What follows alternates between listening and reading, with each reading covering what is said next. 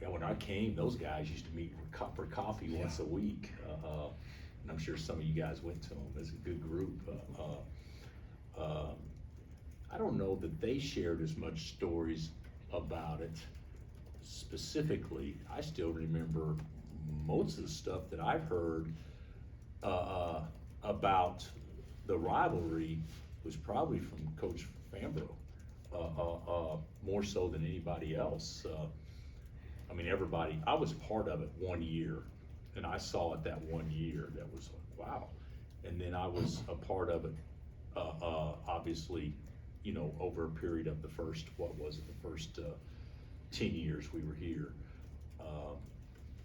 And I saw and felt that.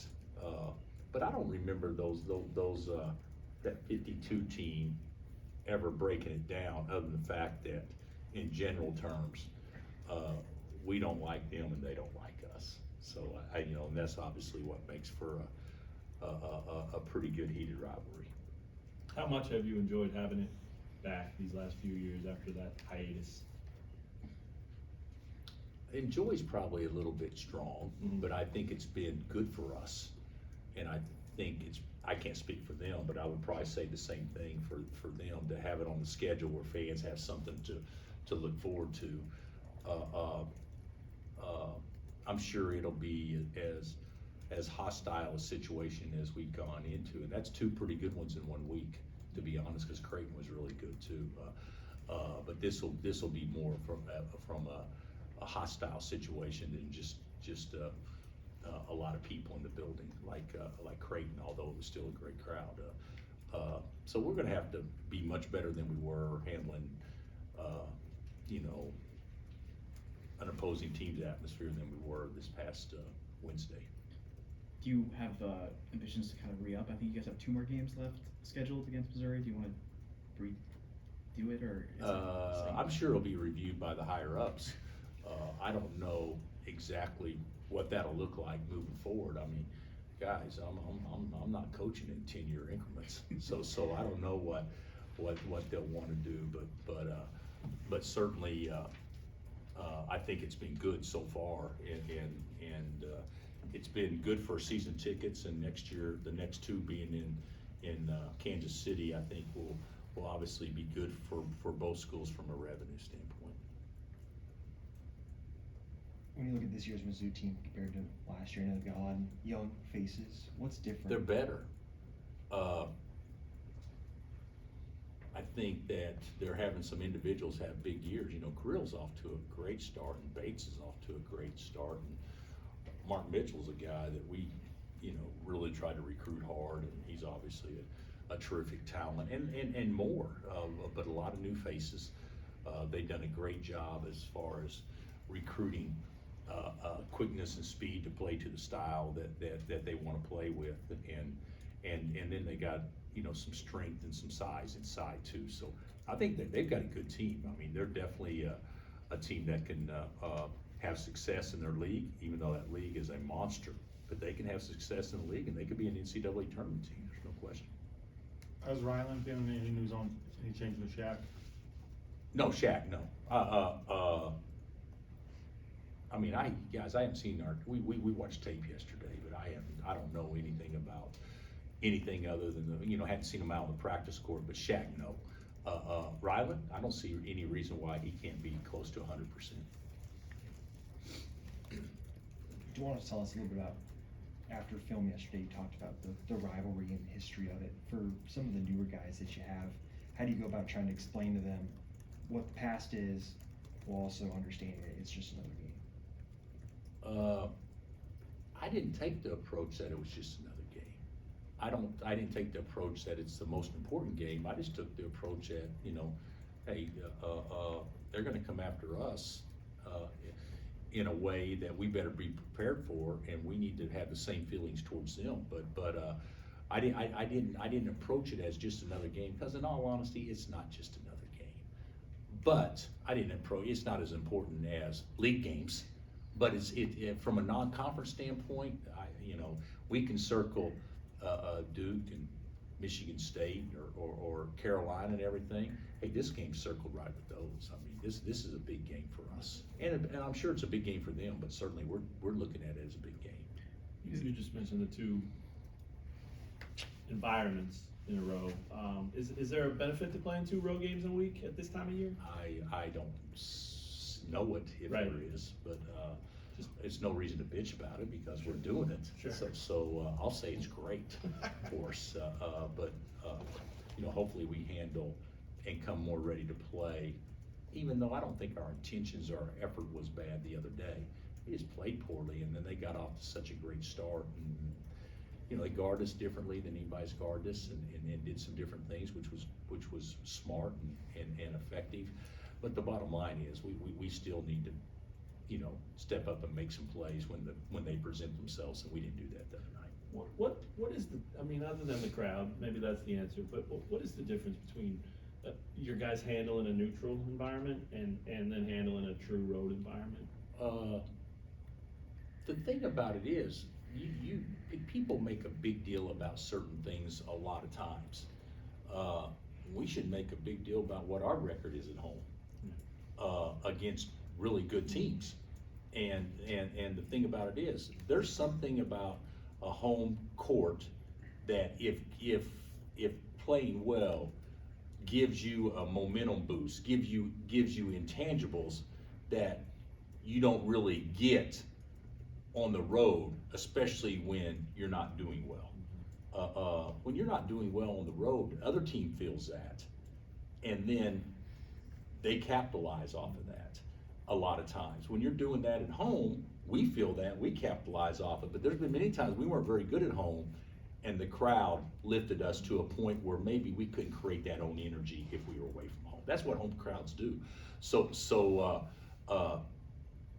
they'll have that, and we need to somehow turn that energy into the louder it gets, the better it is for us. We need to flip that, and I don't think it was the crowd that hurt us as much at Creighton. I don't think that was it. I think their players played better than us, and they coached better than us, and so that was the difference in the game more so than the crowd. Does your age help you be able to manufacture that, you think, or you'll find out, but do you think it should? I think it should, Mhm. and I also think Juan being from Columbia, and I also think guys being involved in this rivalry, at least on a limited time, helps with that too. I think it should help, but that doesn't always guarantee. Just because you have experience doesn't guarantee, well, we're gonna handle every situation perfectly. What did the film show on Hunter getting swarmed by Creighton? Yeah, I think they put a lot of guys around. We stopped footage quite a bit and said, dang, he's got 3 guys around him that makes it for hard catches and things like that. But I also think our angles to feed the post, what we did to help him, what he did to post to help himself, playing through him regardless of how they played or if they were going, it wasn't really a double team, it was just try to keep him from catching it. And then after he caught it, swarming, but that didn't really double him. I think there's some things that we can do the way that we want to play that would be far more effective to helping him out more so than we did the other night. How did Zach do? In the limited time the other night, I Yeah. thought he did fine. He made a basket and got a couple of rebounds and a steal. I thought Zach did fine. Yeah, I thought he did well. Did you sense frustration from Hunter about that? Obviously he's used to getting big numbers and touches, and did you feel like that got to him, or did he handle it pretty well? DeJuan said he didn't see him frustrated at all. I think that he handled it pretty well because he's old. I think that naturally things like that can be frustrating. We talked about it, and it is frustrating at times.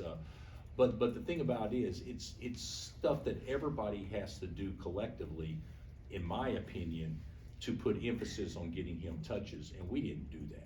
We didn't put an emphasis on getting him touches near as much as what, we ran a play to start the second half that actually worked perfectly.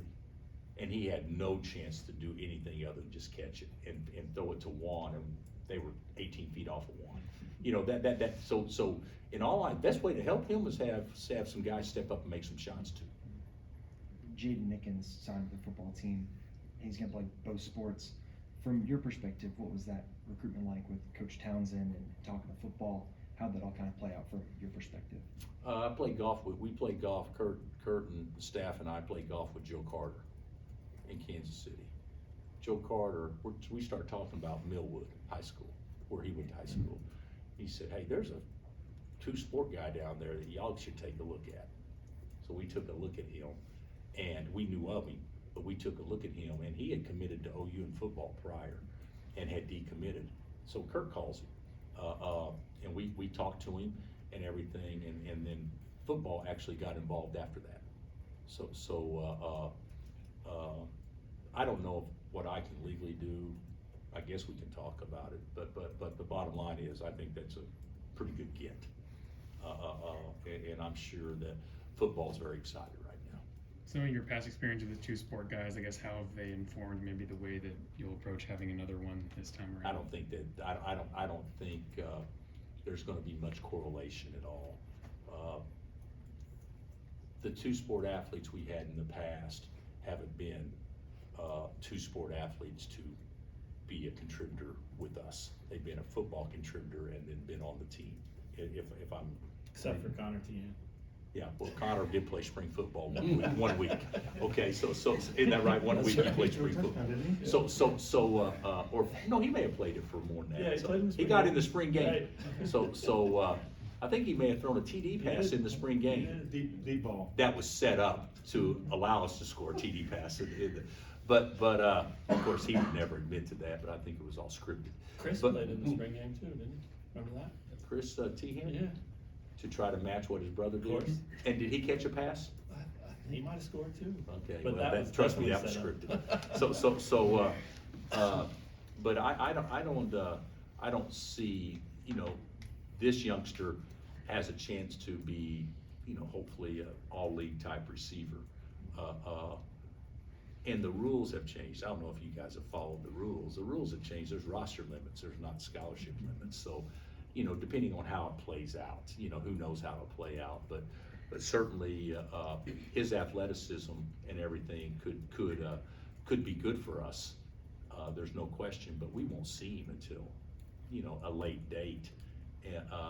And with that being said, then you still got roster limits to worry about at that. So we're going into it knowing he's football first and foremost. What is the roster limit next year? 14 for us.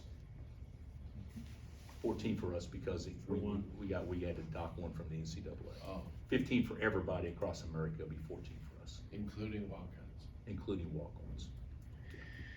Small number, Yeah. very small number.